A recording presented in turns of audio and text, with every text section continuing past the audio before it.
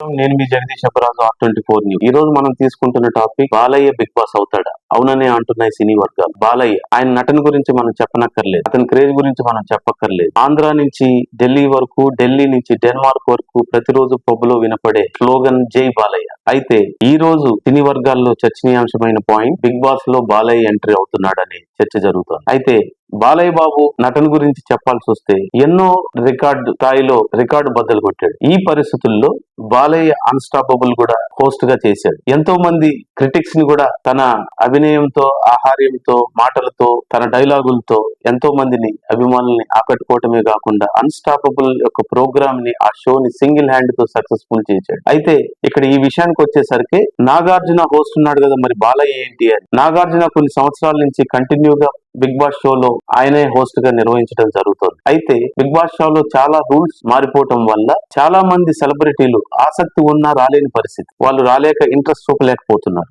కారణం ఏంటంటే రూల్స్ మారడం. మరోపక్క బిగ్ బాస్ బాలకృష్ణ రావాలని కోరుకుంటున్నా అని సినీ వర్గాలు చెప్తున్నాయి. ఈ పరిస్థితుల్లో నాగార్జునని తీసేసి బాలకృష్ణ రాబోతున్నాడా చాలా వరకు ప్రశ్నార్థకంగా మారింది. అయితే బిగ్ బాస్ షోలో ఎలా ఉంటది అన్స్టాపబుల్ షోకి, బిగ్ బాస్ షోకి కంపేర్ చేసుకుంటే, అన్స్టాపబుల్ లో ఒక టీం ఎవరైతే పిలుస్తారో హోస్ట్ ని, ఆ గెస్ట్ ని, వాళ్ళని రోజుల తరబడి, నెలల తరబడి వాళ్ళ గురించి స్టడీ చేసి వాళ్ళని ఏ ప్రశ్న అడగాలనేది షోలో ఉంటది. అదే విధంగా ఆ షోలో అన్స్టాపబుల్ లో బాలకృష్ణ అడిగిన ప్రశ్నలకి వారు సమాధానం చెప్పటం, బాలకృష్ణ ఆట పట్టించడం, బాలకృష్ణ కొన్ని గేమ్స్ ఆడించడం, ఇలా డిఫరెంట్ గా ఆ కార్యక్రమంలో భాగంగా ఆ వచ్చిన గెస్ట్ ని ముప్పు తిప్పలు పెట్టి ప్రశ్నలు అడిగిన పరిస్థితులు ఉన్నాయి. ఈ పరిస్థితుల్లో ఆ అడిగిన ప్రశ్నలకు తికమక పడిపోతూ వాళ్ళు ఆ వచ్చిన గెస్ట్ ఎవరైతే ఉన్నారో, ఉదాహరణకి ప్రభాస్ ని అడిగిన ప్రశ్నలు, ఒక సందర్భంలో బాలకృష్ణ అడిగిన ప్రశ్నలు తికమక పడిపోయాయి. ఆ అడిగిన ప్రశ్నలకు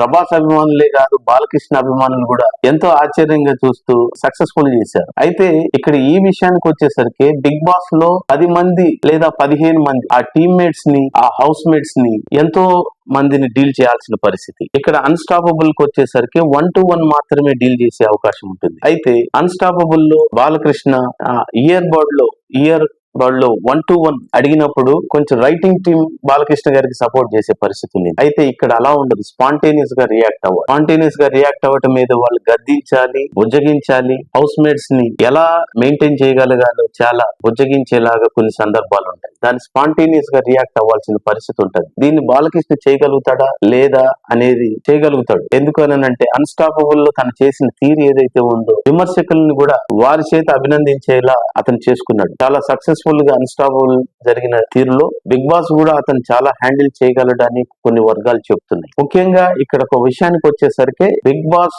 తీసుకుంటే, బిగ్ బాస్ లో బాలయ్య బాబుని తీసుకుంటే ఖచ్చితంగా అంచనాలు బిగ్ బాస్ మీద పెరిగిపోతాయి. చాలా పెద్ద సక్సెస్ బిగ్ బాస్ ని రీచ్ అవుతాదని చెప్పడంలో సందేహం లేదు. అయితే ఇవన్నీ జరుగుతాయా లేదా అనేది ప్రశ్నార్థకం.